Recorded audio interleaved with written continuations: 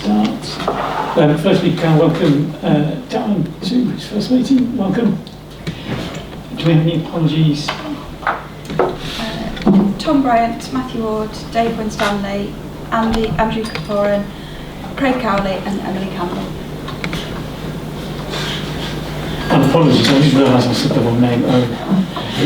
Wondered why you talk when I said your name, because I didn't say your name, so apologies. I've got it down in my brain. Welcome to the first meeting. Are there any other apologies that haven't been submitted that anyone's brought? Chair asked on behalf of Councillor Rowley. Thank you. Thank you very much. Are there any declarations of interest that any members need to give for this meeting? No, no one's indicating. Item 3 is minutes of the previous meeting. So the previous two meetings on the 11th of March and 16th of June. Firstly, Colin's happy that the minutes of the 11th of March are to record. Yes. Yeah, thank you. And secondly, the meeting of the 16th. Yeah, thank you very much. Which takes us on to item 4, governance and appointments. To appoint a vice chair. Oh, sorry.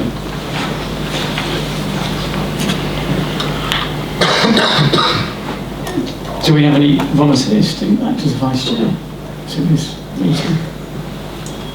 May I nominate Councillor Courtney? I'm sheepishly looking at you there, aren't you?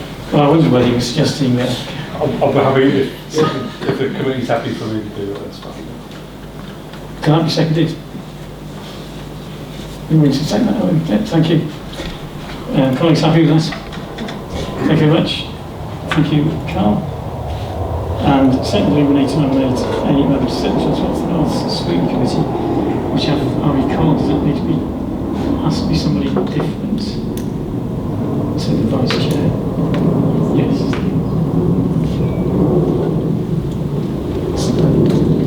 May I propose that we delegate responsibility to open nominations to the other statutory committees within the authority?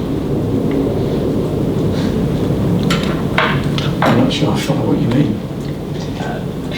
If I may, because it's audit and governance, there may be people from the audit committee, Chair, that may be better suited to that particular role. Can we do that? Yeah. Yes. Thank you. Colleagues happy with that? Happy with that? Thank you. Could you do the next one, please? Yes, thank you. certainly.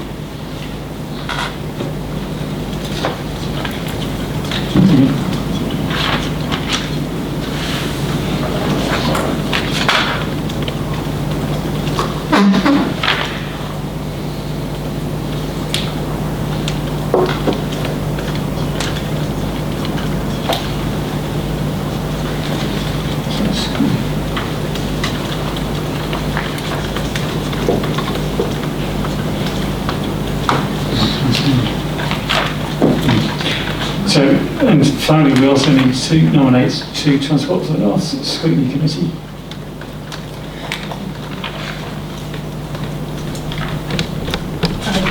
Yes. I feel a lot of eyes on me. May I propose that we delegate responsibility to open to you to open nominations to the other statutory committees within the combined authority? Colleagues happy with that? I'm quite comfortable with that. Yeah. Yeah, thank you very much.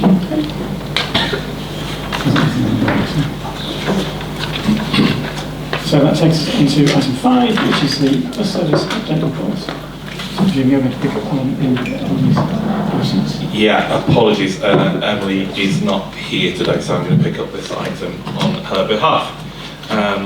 So it's the usual bus service update report. With the data at the start and then more details on the BSEP. So just going through the performance kind of part of the report first. In terms of bus patronage, I think the first thing to note in the early paragraphs is around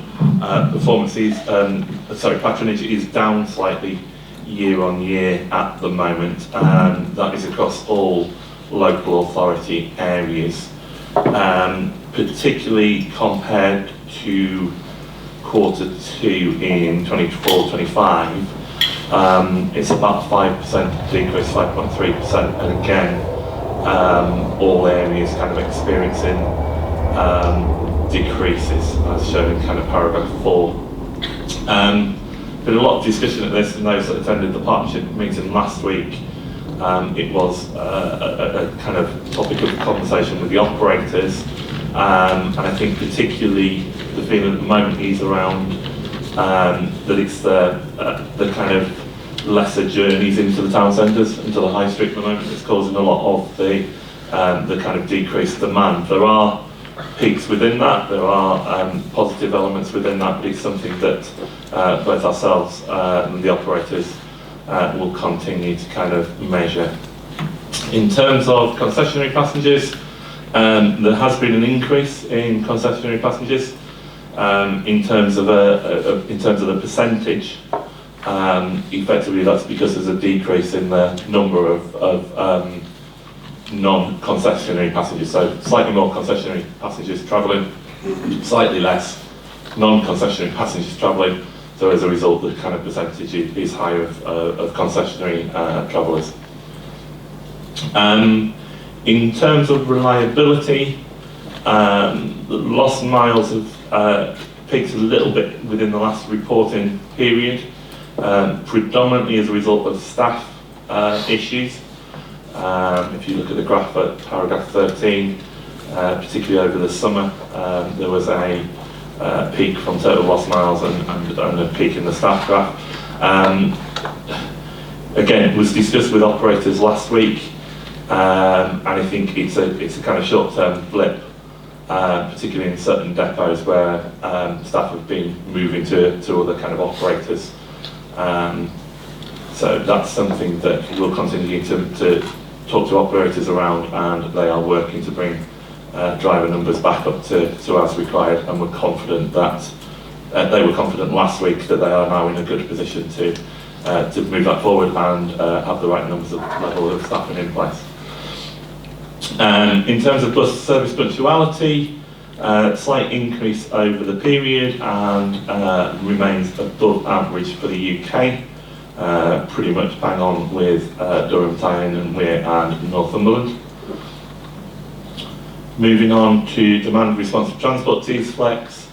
The graph at paragraph 19 shows continuous slight downward trend in terms of usage over the last year to 18 months, which is something we're continuing to monitor, and obviously there are ongoing discussions around that. In terms of customer satisfaction, broadly the year-to-date for 2025 is positive across the measures and the categories kind of shown. The one slight decline was around how satisfied were you with the value for money for your journey. Of course, this is at a time where the national bus fare cap has also changed from £2 to £3. So that's believed to be the reason for that kind of change, passengers having seen that kind of increase. In terms of complaints, numbers remain fairly stable. As we calculate this as a percentage of kind of patronage. So just put it into context, the level of complaints is around about 2 in 10,000 passenger kind of journeys. I'd say up a little bit, but broadly kind of stable. That's the performance element. I'm happy to continue into BSIP and the plan, but I'll pause there and take any questions on the performance element. Are there any questions on this, Carl? On the Tees Flex, are you saying that the numbers have dropped off there of patronage from about 8,000 to 6,000 due to the cost of the journey? It won't have dropped off because of the cost of the journey. This is the number of trips completed. So the graph is showing a downward trend from, like, say, a peak of about 8,000 in early 2023 to around 6,000, just above 6,000 in August 25, the latest. So in 2 years we've lost about 2,000. In terms of the number of trips completed, yeah. What do you put that down to if it's not down to the cost? Well, it wouldn't be an impact on cost in terms of the passenger, because the passenger will be paying the same amount of kind of money going forward. I think it's really difficult to attribute. At the moment, there have been some challenges within the period in terms of maintaining those volumes. Emily would be able to give you far more detail than I think. It is trips completed, so there are challenges around meeting all that kind of demand. But we can have another look and provide a bit more detail separately if that's helpful to understand that. I know we've got ongoing conversations. Okay, so my next question would be then, how are we measuring that data? How do we know that for certain? And are we marketing T-Flex the same as we were 2 years ago? So in terms of the data, the data comes from the operator, comes from Stagecoach, so they will have a log of the number of requests. And this graph shows the number of completed trips and the number of trips that they've been able to kind of service. So I think the first question around that would be to go and have a look at the number of requested trips. Is it an increase in the number of trips that we're not able to satisfy, or is it less trips being kind of asked? In relation to the marketing has always been done by the operator on that kind of basis, and I guess that's one of the things as we look forward to working through whether that's something we need to pick up on T-Flex, or whether it's something we want to remain with the operator of the service. And is that something we subsidise?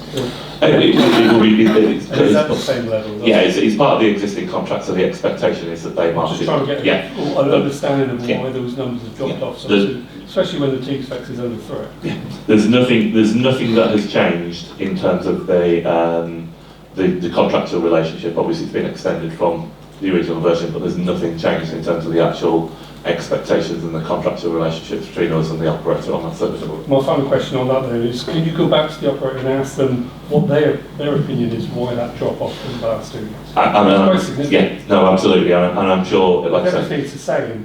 What's going on? Yeah, I'm sure that conversation will be happening, Carl, in terms of the detail. It's just Emily's got that probably in her head, so we'll come back to you directly on that kind of conversation. Anyone else on that section?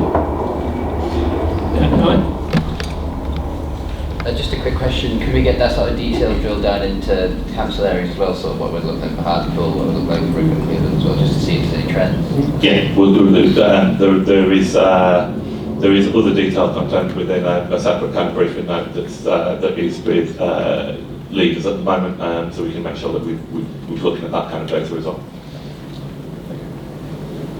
Yes.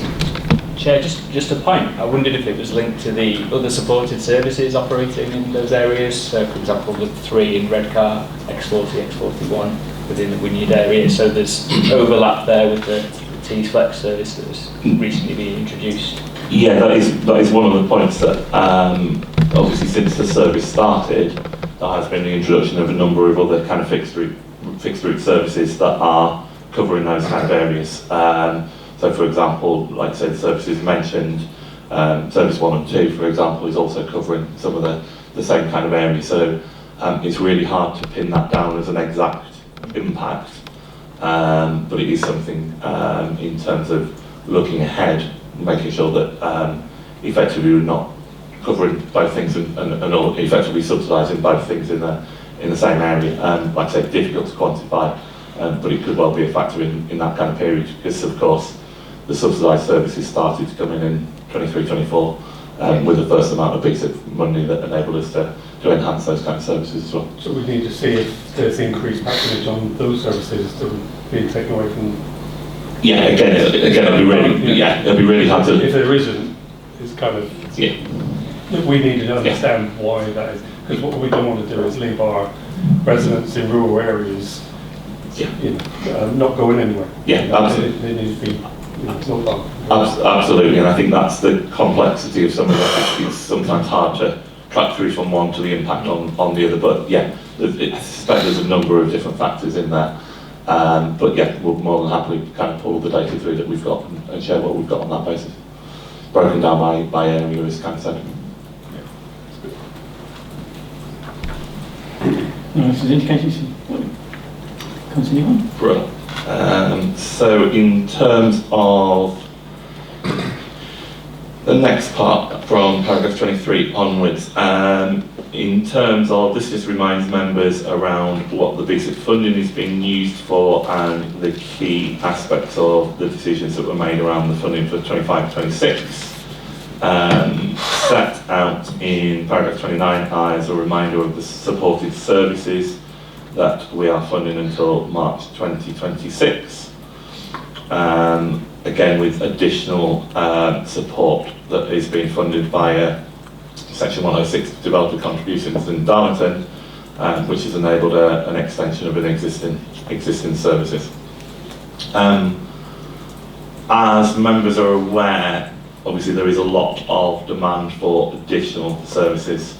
So over the past year, together with those 13 services that we are able to support, we've had over 75 requests and suggestions from some of those from yourselves, some from officers, some from members of the public, some from MPs, wide variety of sources, suggesting different kind of services. So a lot of analysis has started to be done around these, and paragraph 34 sets out some of the analysis we've been doing around these services and the potential of these services to help inform what we're calling a kind of network services review. The challenge we have at the moment is, whilst funding was announced in the spending review back in June for bus services, and the announcement was around £900 million over the next, per year for the next 3 years to support services. What we haven't yet had is the allocation of money to each of the areas, so we do not know at this moment in time what the TVC allocation out of that £900 million was. There was an expectation that it may come as part of the budget.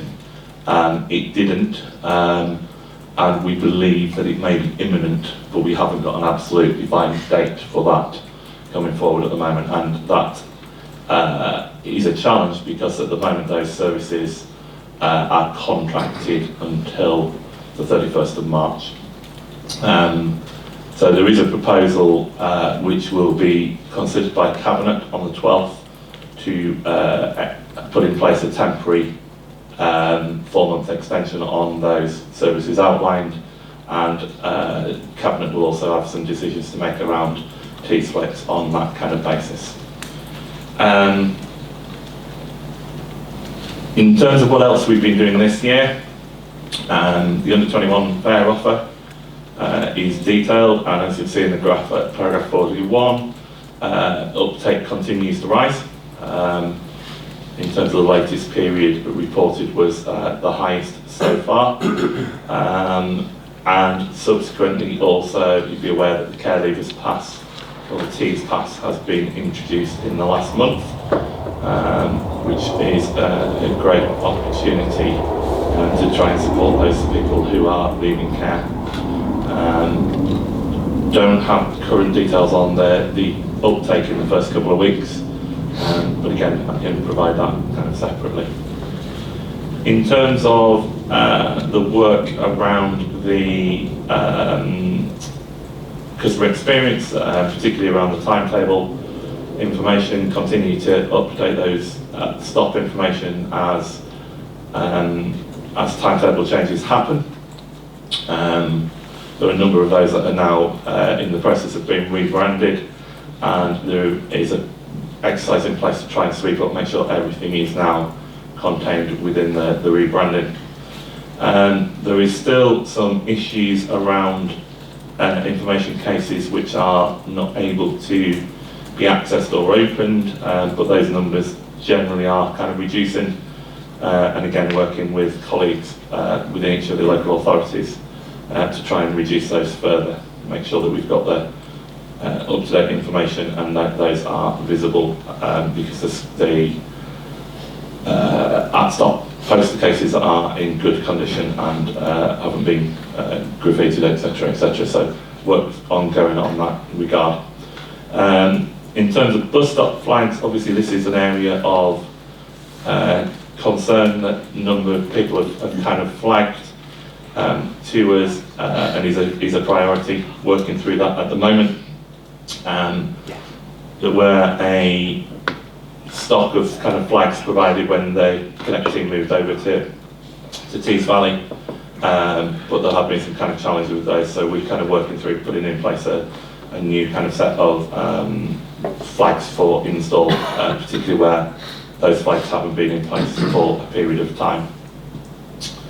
The last part of this is around the bus stops and the bus shelters themselves. I think since the last time we met, we've been able to conclude the bus stop survey work that we've referred to in previous meetings, and a number have been identified as kind of poor or requiring remedial works across the whole area, and working with colleagues to try and resolve that as quickly as possible, recognising that there is an allocation that we have in place from the CRSTS programme to enable that to happen. Work continues with Clear Channel in relation to the bus stop, bus shelters that they manage on our behalf, and just a note in there that since the last time we met, Clear Channel UK have been now acquired by Bauer Media Group, so they are part of the new group now, and already working to replace the existing kind of shelters. Final couple of bits in terms of work continue, and all the phase 1 real-time passenger information screens are now completed, and work has started on phase 2 to look at where the opportunities are to expand the RTPI, and that also includes looking again at Middlesbrough bus station, where we put some temporary arrangements in place previously. And finally, in terms of decarbonisation, obviously we'll be used to seeing a lot of the new buses, the zero emission buses running around the area now from the Stockton depot, particularly Stagecoach. The Arriva ones for Darlington are to be introduced next year. It was interesting to note that we, at the bus partnership last week, there was a conversation with the operators around actually the nicer buses, if I can put it that way, have actually been attractive for drivers. The drivers are finding them much easier to drive, and it is attractive, so that's one thing to fact, but actually there's been a spike in passenger numbers as well. So when the new buses came in April, despite the broader context of a general decline, there was a minor kind of spike in passenger numbers at that kind of period. So again, part of that customer experience is the better kind of bus fleet kind of moving forward. That's everything on that report, Jeff. Thank you. Are there any questions on that section? Carl? Yeah, so you said you've received 75 representations from various sources. I know I put in 20 requests from 20 of our councillors in Redcar and Cleveland. I suppose, obviously, what you're saying is that you can't really make any movement on that until you receive the funding, the understanding of funding in April. But have you sifted through any of these requested and got yourself into a position of, well, if we could go with something, a priority? Yeah. So effectively, all the work that we took there in paragraph 34 about looking at each of the routes is being done.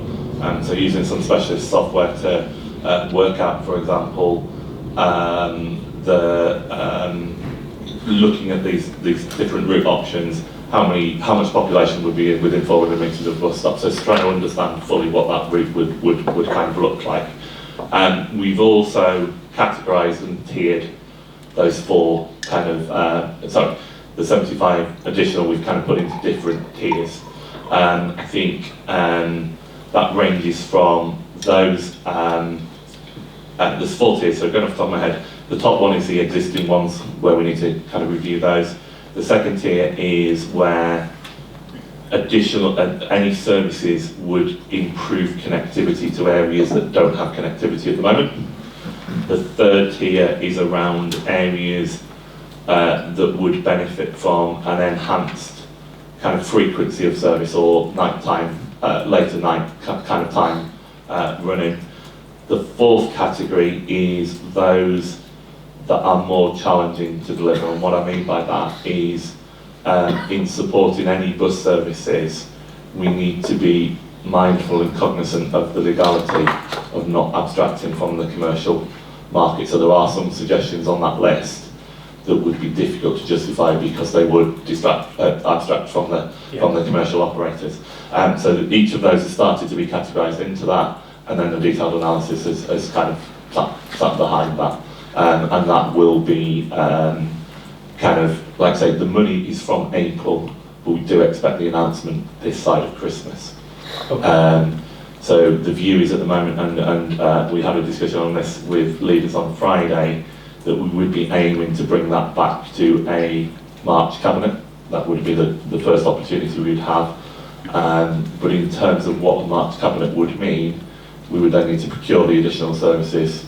As you're aware, there's then a registration process with the traffic commissioners, so we are talking about kind of July, August before we'd be able to mobilise new services on that basis. So there is quite a long lead after that kind of decision, but it's challenging at the moment just not knowing what that funding envelope is and what the opportunity is to be able to put those additional services. But yeah, absolutely everything has been included on that list and started to be assessed and kind of work on progress to look at that. I think once we understand what the arrangement is, it'd be good to see that list whittled down a bit to a bit more of a priority list and understanding what it looks like. At the moment we've got a figure, we haven't got the list. Yeah. The intention would be that we will either engage with each of you individually, as we have started to do with the regular kind of meetings. That would be something we could discuss for the red card relevant kind of routes, for example, and the same with everybody else. I think the view would be that we would probably seek, with kind of Chair's permission, that we would probably have an informal conversation around that as a group, to make sure that everybody's kind of fully briefed on that as we move forward as well. So the opportunity to do a kind of briefing on that once we've got all that information together ahead of the next Transport Committee and ahead of that Cabinet meeting. Okay, thanks for that. And is it all right for me to continue? Yeah. Just change the subject. Timetables. I mean, we've been ongoing with timetables since we became this committee. One of the reasons for putting in timetables wasn't just about branding. It was about letting people know how to complain, where to complain to, because obviously people stand at a bus stop at 11 o'clock on an evening, you know, and not seeing the bus turn up. They want to know who they're complaining to. And a lot of that information will be on these new timetables. So with it being a couple of years later now, do we have a timeline? What's the management programme of that looking like?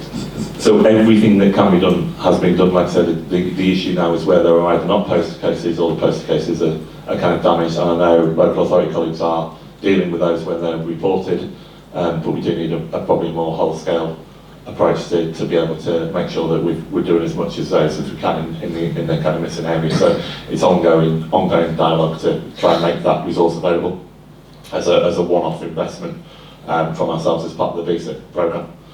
Okay, because we're dealing with you've employed a contractor. Yeah. About £100,000 for a contract. So I'm kind of trying to understand what the contract with and what the information coming back from them.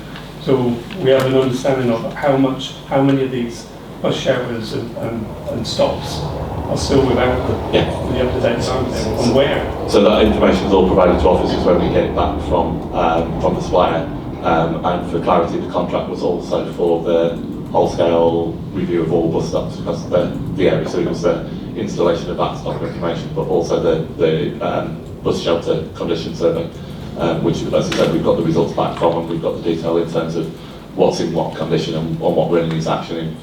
So those conversations are ongoing with officers around what needs to be done at each of those locations to unlock that and make sure that we're at 100% and kind of and we're addressing the bus shelter information as well. I think what we could probably deal with is a bit more kind of understanding the timeline here. Yeah. You know, what's been done, what's left to do, how long that's going to take. And the same, you know, I won't blink on about the shelters as well.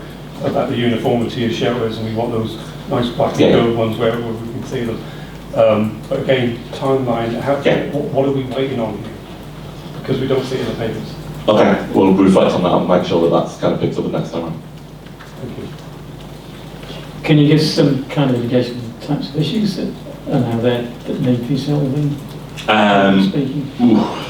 You put me on the spot there with that, Emily. I think it can be everything from literally the case won't open when you go, because it's kind of sat there rusting for whatever kind of period. To it can be that the plastic sheets, the frontage have kind of just been damaged, or everything. It's a broad range of issues, and I think when colleagues have been talking to colleagues in the local authorities, some are not necessarily holding stocks to be able to go and replace those.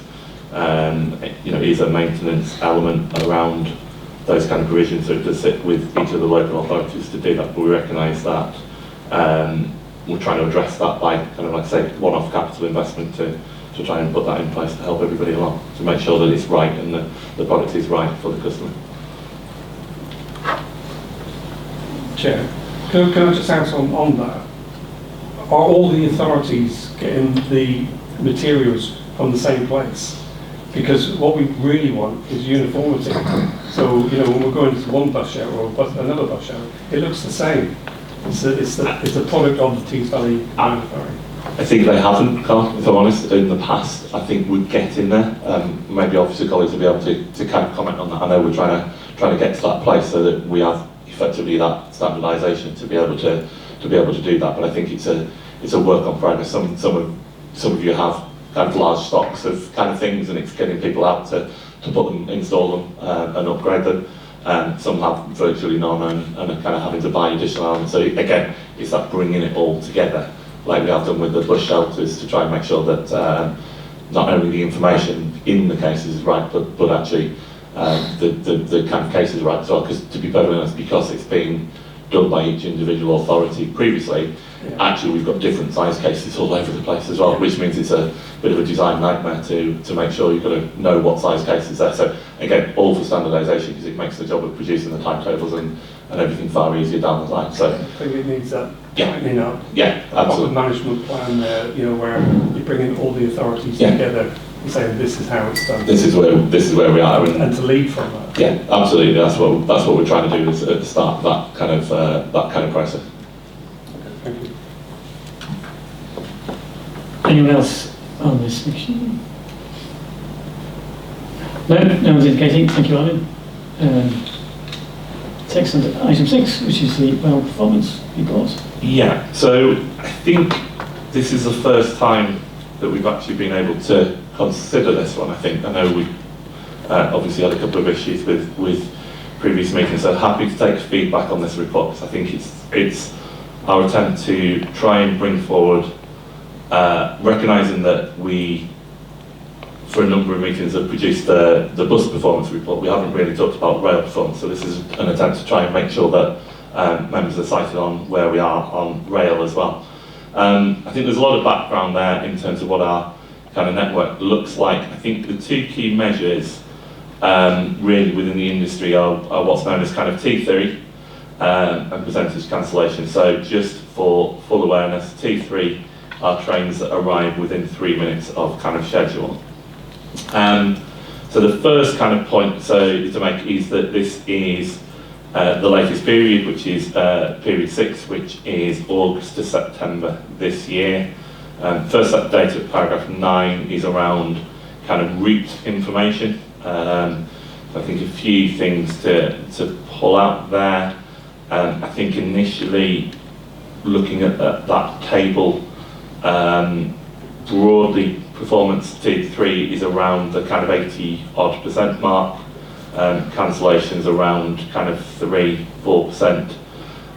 There are some noticeable exceptions to that, so I think Durham Coast is a route that has kind of struggled, and we're kind of aware of that. I think it's fair to say that with the increase in service frequency, Northern have kind of struggled with reliability on that route, and that's noticeable when you look at that kind of data. Moving down, there's then performance in terms of the long distance operators. In terms of, obviously, when you think about trains travelling longer distances, there is more risk of imported delay from other areas, so particularly TPE at paragraph 17. The T3 kind of numbers are more around the 70% mark, with cancellations more around the kind of 4-5%.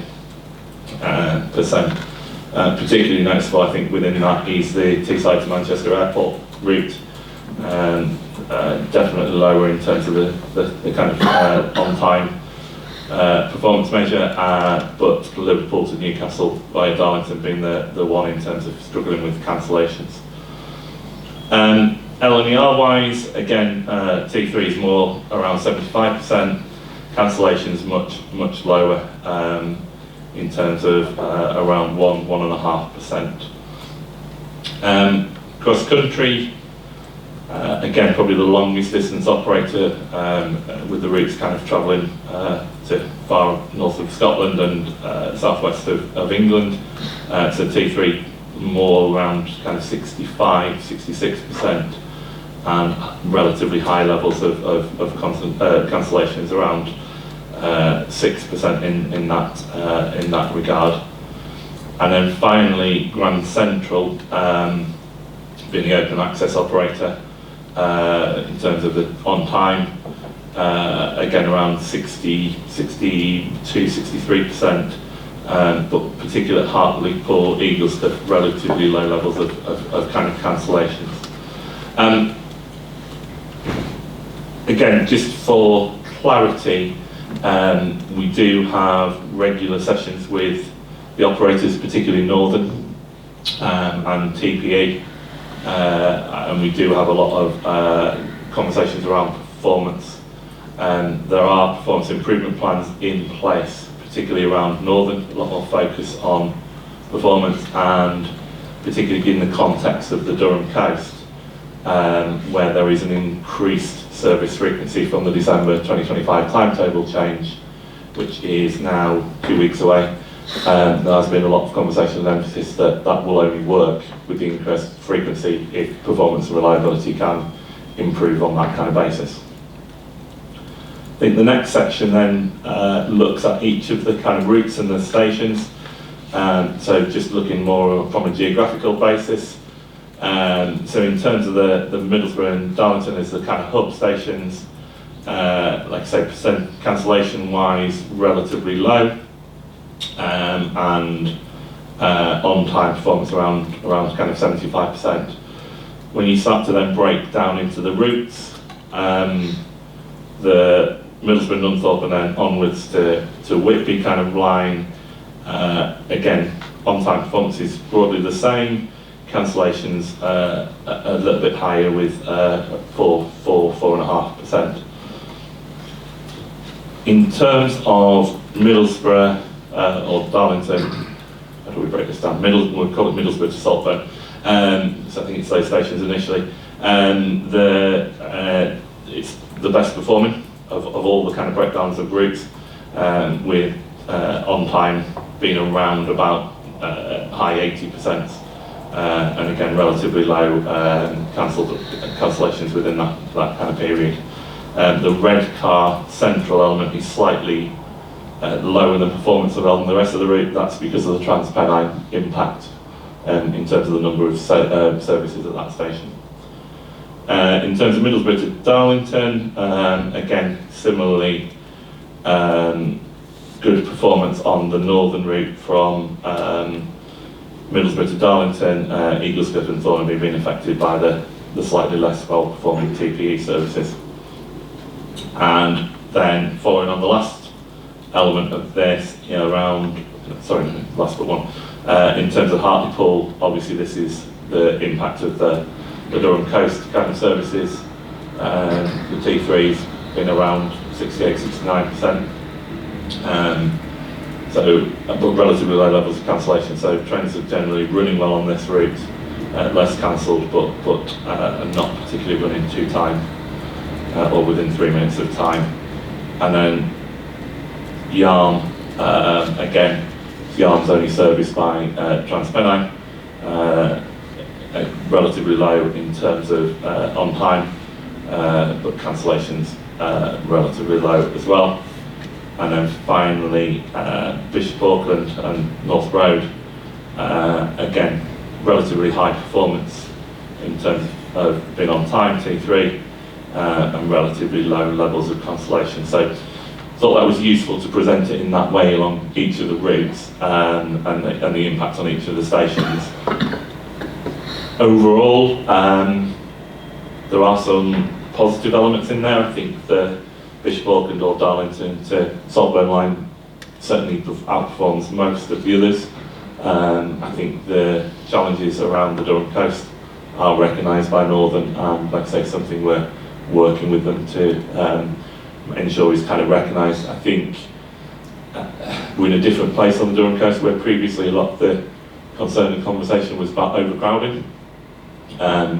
With the hourly services, we're now from December going to be in a position where we've got two trains an hour, so we've effectively doubled the service frequency on that route, but it hasn't come with the expectation around performance and reliability.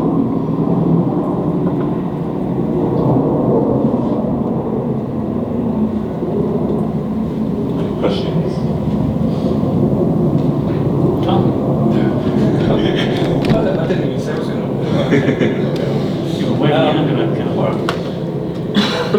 Thanks for that, Alan. I suppose what I'm picking up from these papers are, there is poor performance in terms of timings and cancellations. What I'm not getting is the reasons why that's happening. And I think we probably could do with the breakdown to understand what's happening here. I travel down to London, I travel all over, but quite often by train. And I can tell you from experience that quite often when I'm getting on those trains in the morning and get down to London, they're pretty much on time and never cancelled. On the way back home, there always seems to be an issue. You can get as far as Eagles Cliff, Darlington, and the connection's not there. There's always some sort of issue there. Quite often you'll have an announcement here saying the reason being is there's no staff or there's a problem with this and that. We can probably do a breakdown of what's happening there and to understand what the disparity is. Why is the service so good going out of here? Why is it so bad coming back? Yeah. And I'd like to understand that better as well. The local issue where our trains in Redcar Central are impacted by the TPE. That's about timetabling. That's about it's about management. Surely, when we program these things in, there shouldn't be that issue.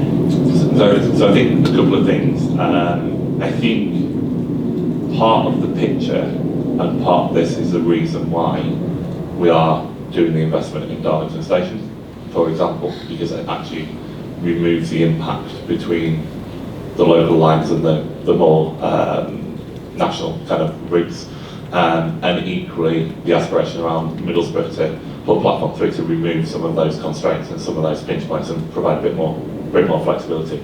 Particularly on Redcar, I think what we've noticed is that if there are large delays imported from coming through Manchester or coming through Leeds, what tends to happen is that the Redcar services get stopped at Middlesbrough and turned back to pick up the return journey time. So it departs Middlesbrough on time. So I think that's what is quite noticeable from those kind of statistics. I think it's one for us to consider moving forward, but I'm conscious that we do meet with bus operators, but we don't have the equivalent meeting with rail operators. And I do wonder whether there's something Steve and I were chatting about the other day about whether there would be merit in forming the same relationship, particularly as we move forward with Great British Railways and the Railways Bill, and the operators effectively all becoming one under the new kind of arrangements, that perhaps having some of that direct dialogue on a regular basis would be something that would be worthwhile and members would feel would be useful. I would say one of the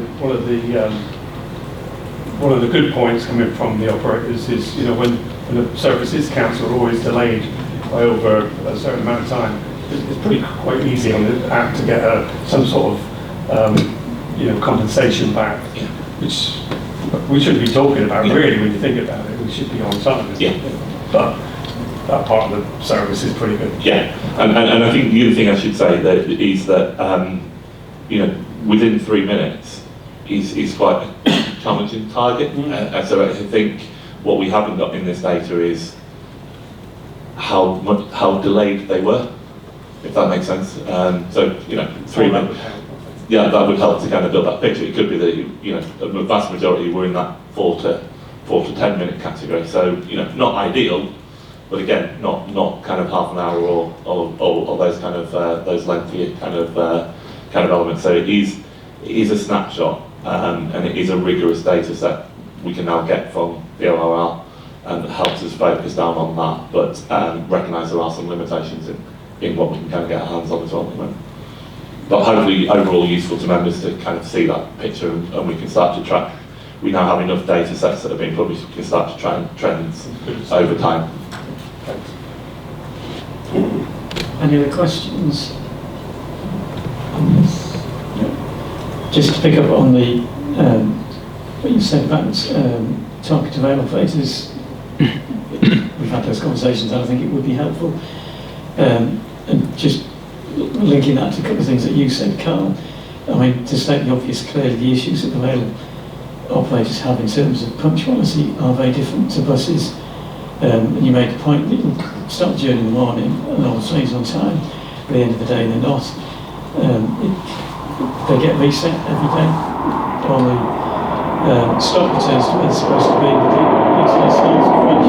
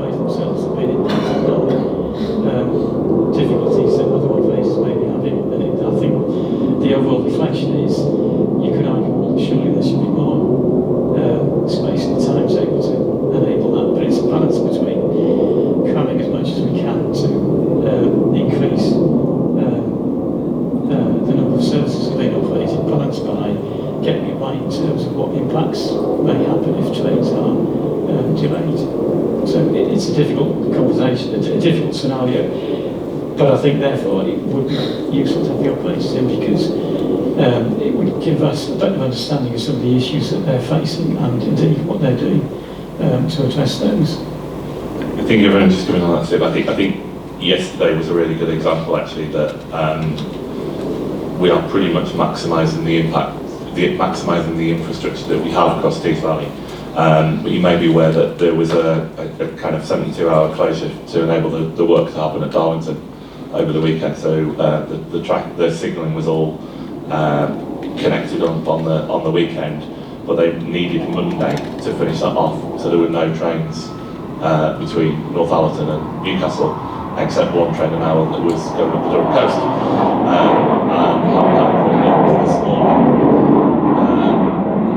it had a fairly big impact on the normal services, trying to squeeze those additional kind of London to Scotland and Newcastle services in the existing timetable, because everything's pretty much at capacity. So yeah, there was a lot of red on yesterday's timetable board, kind of recognising that was a kind of challenge. But I think that's just a point around what Steve said, the impact of trying to squeeze more services in.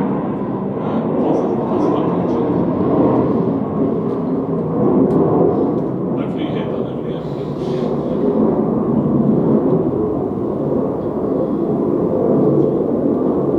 Is the aircraft actually leaving, or is it just simply the same one? Any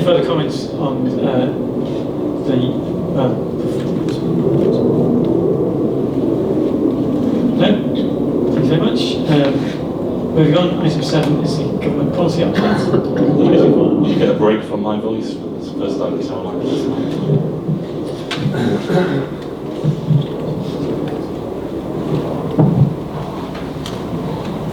Good morning everyone, thank you. So our report's going to contain key announcements made by the government since the last meeting that we had that was for the quorum, so that was the 11th of March. I won't go through every single bit of detail because it's quite a bumper pack, and obviously I'm conscious you guys have had this in advance. The main thing I just wanted to draw the committee's attention to was that the final phase, so phase 2 of the spending review concluded in June, which Alan spoke to in his previous item.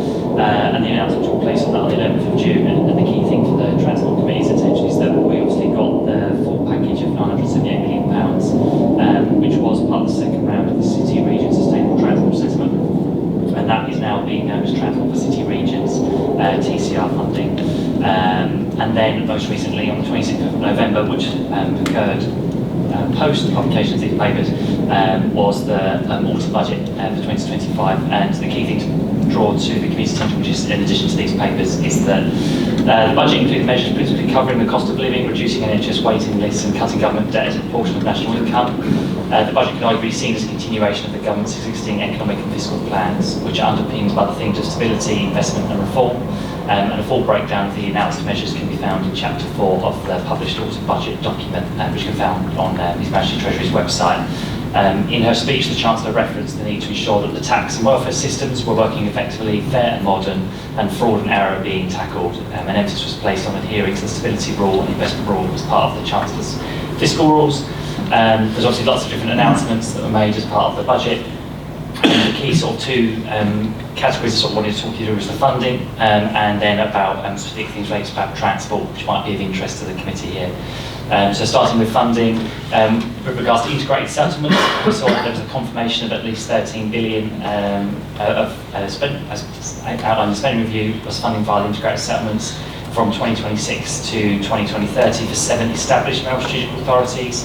So as a reminder of the committee, the Tees Valley Combined Authority is not currently an established mayoral strategic authority, so we are not eligible for one of these. But those that are were Greater Manchester, West Midlands, Liverpool City Region, West Yorkshire, the North East, South Yorkshire and the Greater London Authority. And the government remains committed though to rolling out integrated settlements to more places at the next spending review. And there are certain eligibility criteria which have been set out for some months now. There's also the announcement of a mayoral revolving growth fund, and again they were only available for mayors that have an integrated settlement, so those ones I've just listed there.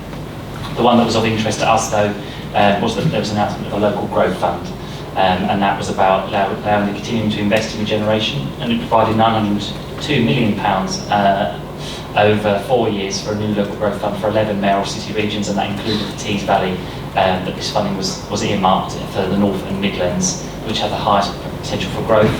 And the intention there is to allow mayors to invest in key local growth projects, including their local growth plans, which I'll come on to later on. We also saw, as part of the Gross Missions Fund, the government allocated funding, which is also subject to final business cases, for the construction of a STEM centre in Darlington, and that was £16 million, which has been earmarked. And then we did see in the budget that there was some mention around these place-based budgets for 5 mayoral strategic authorities. It's not clear to this day which 5 mayoral strategic authorities government was referring to, but we keep on looking to try and find out if there's any information on them. The intention there though was about testing how the pooling of public service budgets in local areas could break down silos, unlock more funding for prevention and help deliver better outcomes for taxpayers.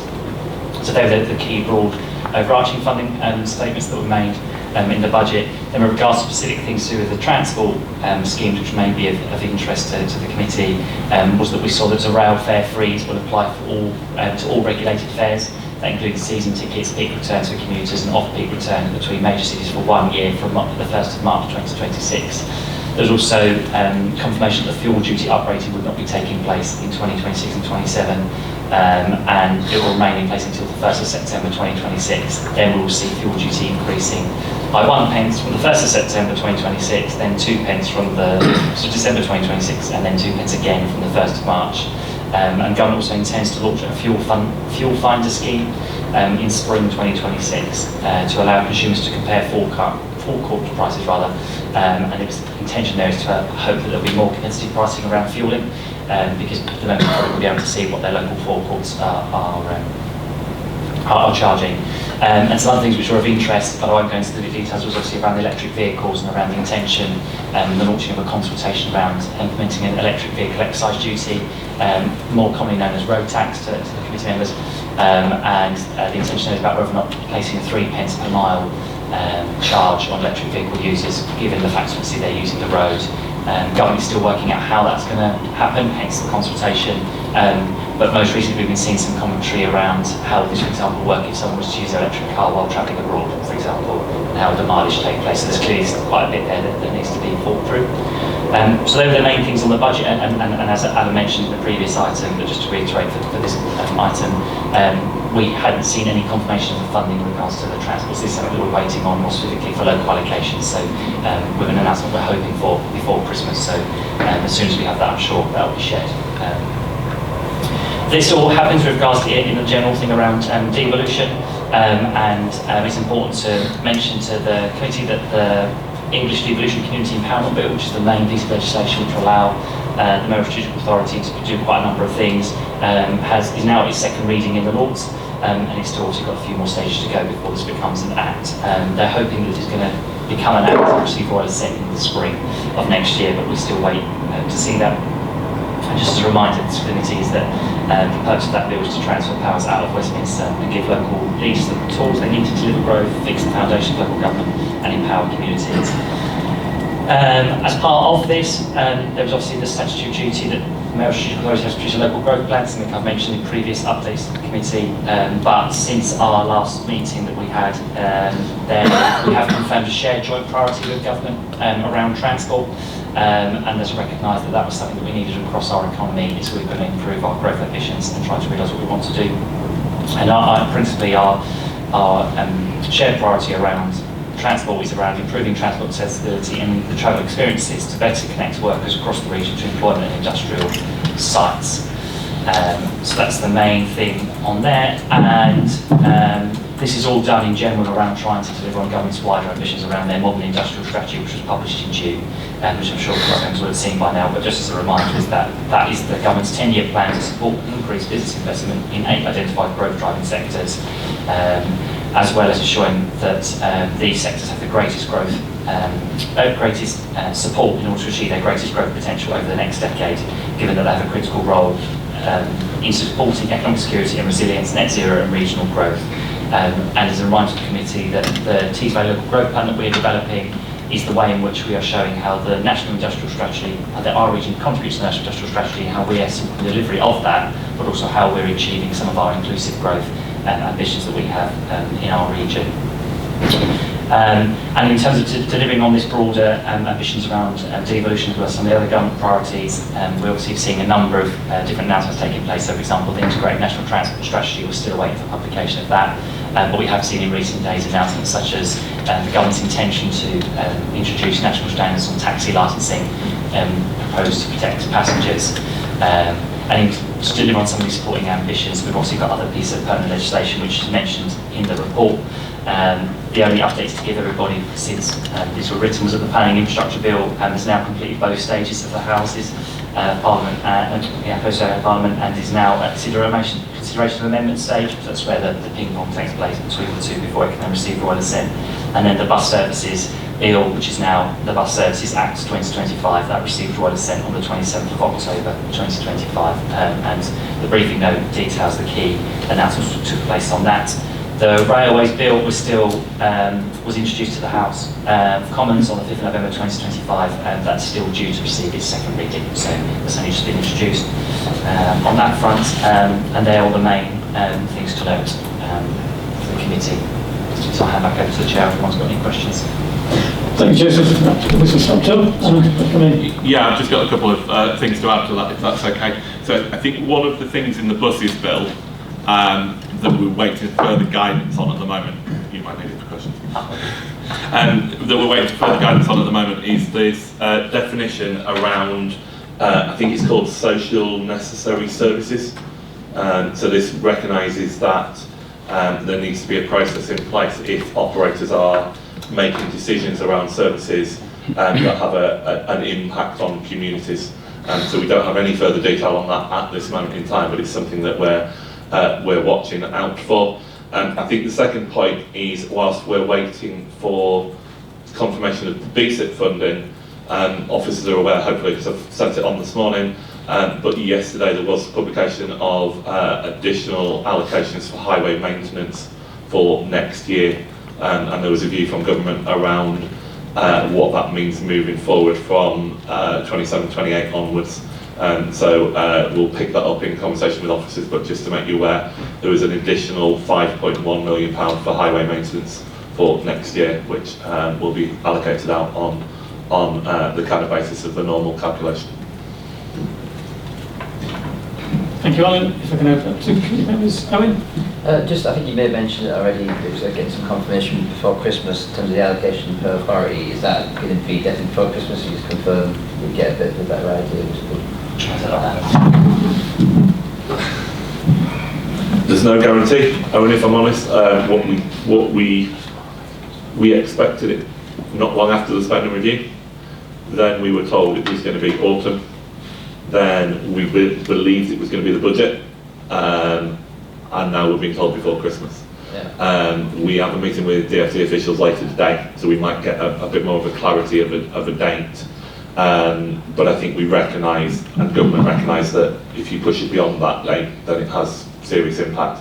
And I think the fact that the highway maintenance funding was published yesterday after the budget gives us confidence that it will be coming soon. I suspect it's on a number of releases over a number of days. So I think it'll be sooner rather than later, but yeah, we can't guarantee that we're absolutely going to get that. At this moment in time, we've got no confirmed date from officials. I imagine that obviously leaves us a little bit as head towards the end of financial year, getting close to the new year to get a bit more. It's interesting. It's less than ideal, Yeah. and I think it's fair to say Steve was causing a little bit of head scratching with the leaders meeting on Friday as to how we actually work that through, given that we do have those commitments until the end of March at the moment, and we're going to need to move quite speedily to put additional arrangements in place to use that money to continue those services, if that's what Cabinet wishes to do. Is there certain things in terms of obviously the various procurements that need to be done and that sort of thing that's obviously... That's what's driving the timescale and needing to kind of make those early decisions. Anyone else? Carl? Only to say, from Wrecker and Cleveland perspective, we are concerned about the amount of allocation we're getting to run our service in terms of maintenance as well. And the original allocation that we were, which we agreed to, was on the basis that we'd also received funding from the Transport of the North, which was about 2.5 million or whatever it is. I think we get somewhere 3.5 million per year to run our services, to run our maintenance program. And at this rate, it looks like we are going to end up having to potentially borrow. Now, when we're looking at a significant amount of funding coming to the TDCA of almost £1 billion, we are really concerned at Wrecker and Cleveland that we're getting an equitable split of that funding. And in terms of priority for us, the priority for us is to maintain our service. We shouldn't be going to the bank and asking the bank to prop us up when there's so much funding available. So I don't suppose this is a question as much more as a statement that we are really concerned about this. So we really need not only the government to step up, but I think we need to really look at that equitable split of what's going on. So I think recognise, Carl, that we've had that conversation in individual meetings and you've expressed that concern. I think just for clarity, so back in November 23, which is the announcement you were referring to with the Network North kind of funding for, I think off the top of my head, it was a significant amount of money to 2033, 34, something on that kind of time scale. We've obviously subsequently been waiting to see what the government stance was on that previous announcement. What we've got yesterday now is clarity on that kind of position. So we now know what was in Network North and what's now this government, and it's different. Yeah. So I think there's some conversations that need to be had around that, yeah, more than happy to pick that up with committee individuals, continue the dialogue, and ultimately I'm sure it'll be something that Cabinet will want to discuss and raise over the time. But fully recognise the challenges that you've expressed, and I know that's shared by others from individual kind of conversations as well. I think it's important, we've got to understand what our priorities are. If we're having to go to the bank to borrow, we've got to ask questions about the programme. Yeah, understood. Anyone else? Thank you, Joseph. Lastly, item 8 is a review and scrutiny recommendations of the Transport Subcommittee. Thank you, Chair. So back to me. I think this was just for awareness of the committee, just for full-scale background. So there was an overview and scrutiny subcommittee, review of integrated transport last year. I think it was December that committee reported to Cabinet with its findings. Which the detail is set out in there. One of the recommendations or the asks was around a kind of review of how integrated our kind of network was. So that was recommendation 1, around a review of the physical assets, onward bus connectivity, and real-time kind of information. Second recommendation was around ticketing integration, which we're waiting for further clarity from the government and industry on. And then the third one that was around planning considerations for integrated kind of transport. What we did back in, just checking dates, I think it was, I can't find the date in this report, I think it was around July off the top of my head. We took a presentation to the Overview and Scrutiny Subcommittee for Transport, which we've included, September, it's 30th there, which we included in the presentation, which just gives you the information around the mapping that we've done. So we've started with each of the rail stations. The map shows you where you can get from that rail station within 30 minutes travel time using the direct bus routes. Also highlights kind of employment land and major housing sites. And give some analysis of rail services, rail trip, station facilities, etc. It gives you a broad kind of overview. So it's just to make members aware that that's a set of analysis that we've got, and we're working through to utilise at the moment, ahead of, as Joseph just said, the Integrated National Transport Strategy, which we now believe is coming the early part of next year. As well as kind of helping to inform some of our investment and our kind of work at the moment. The one thing I'd just highlight in this is the work on Middlesbrough, which is not complete in here. And just for awareness, that's because the number of bus services, the number of rail services at Middlesbrough, the actual integration is quite difficult to present in this kind of format. But that work is kind of available and continuing behind the scenes to kind of complete that, but hopefully that gives members just an indication of the overview around some of those interchange opportunities, and like I say, awareness of what is happening and what information that Overview and Scrutiny Subcommittee have received as well. Thank you, Alan. Anything for this report? Come on.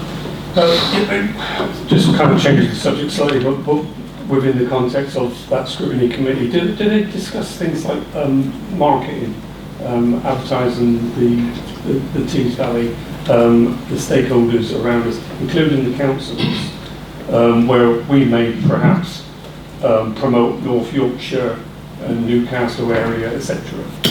And so what's coming back to us? So the topic is usually the approach is that the chair comes forward with a number of suggestions for topics.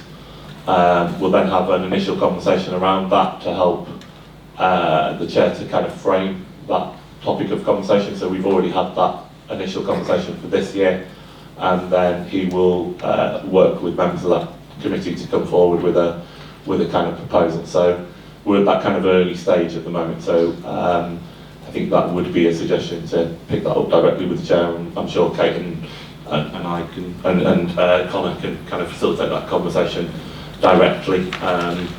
And equally via Steve, we can make sure that those kind of views are kind of taken forward as well, if that's what's requested.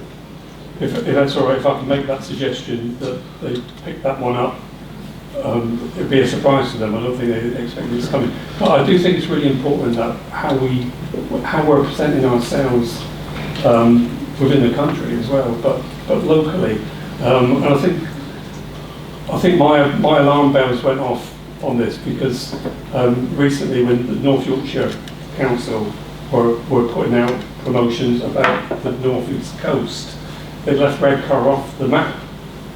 So, you know, obviously I'm biased towards my area, if you like, yeah. but it made me consider what we do and what they do and how that cooperation is going on. At the end of the day, this is the North East, and we should be promoting that a lot together. I mean, I think that's something probably more broadly for scrutiny committee as a whole, then, rather than specifically the transport subcommittee, if that makes sense. But again, we can facilitate on that kind of basis. Yeah, I realise it's a broader subject, but it's a very important. Yeah. No, understood. I think we can make sure that's connected up. Thank you. Thank you. No one else is indicating. So lastly, just to remind ourselves, the next meeting is in the diary for Tuesday, 17th March, at the usual 10 o'clock. Thank you, colleagues. Just to remind you, we have a further conversation to be had after the meeting. Thank you. Thank you.